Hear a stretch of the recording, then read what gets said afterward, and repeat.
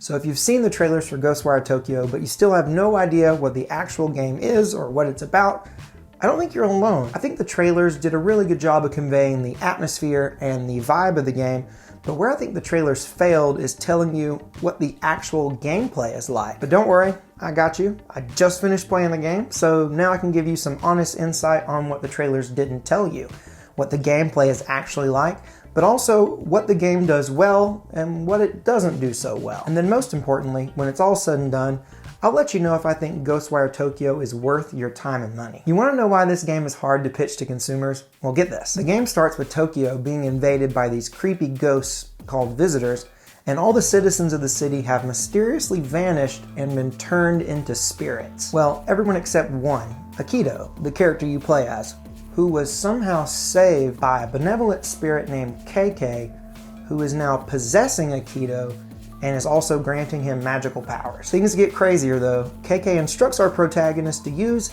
these newfound magical powers to try to defeat the ghostly visitors and stop the takeover of Tokyo. And Akito is more than happy to oblige because he wants to save his sister, who is kidnapped by the leader of the visitors, who plans to use her spirit in a ritual to create a new world of ghosts. So that was my best attempt at a synopsis, and if you can't tell, even after playing the game, I'm still super confused about the story. But maybe that doesn't matter. The most important part of the game is the gameplay, right?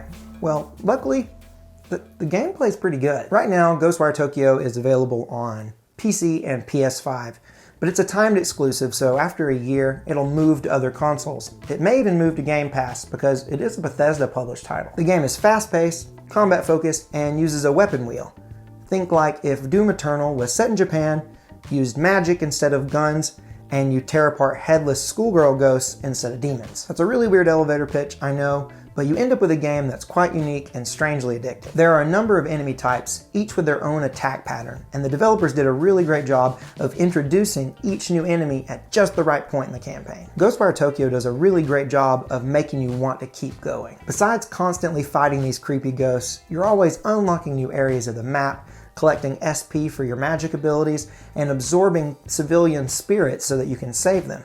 The game almost has this sort of collectathon aspect to it that I love. Throughout the game, you're also collecting experience points, which you can cash in to power up your abilities using a perfectly simple but effective skill tree. Finally, a game where you don't have to have an IQ of 200 to figure out how to upgrade your character. On top of the fresh gameplay, the art style of this game is really top-notch, but you could probably tell that by the trailer. They really strike this balance of Tokyo feeling completely abandoned, but also under attack by these ghosts. But the game's not just all ominous cityscapes. There's these really trippy sections that usually take place indoors that are really well put together. The art direction in general is just really inspired. But now that we've talked about what Ghostwire Tokyo does well, let's talk about where its flaws lie. I already mentioned how convoluted and confusing the plot is, so I won't go over that again, but besides the story, I think the main complaint people will have about this game is that after a while, the gameplay loop can become a little repetitive. Besides the occasional new enemy type and boss fight, the game doesn't do a whole lot to shake things up. I personally don't think it's that big of a deal.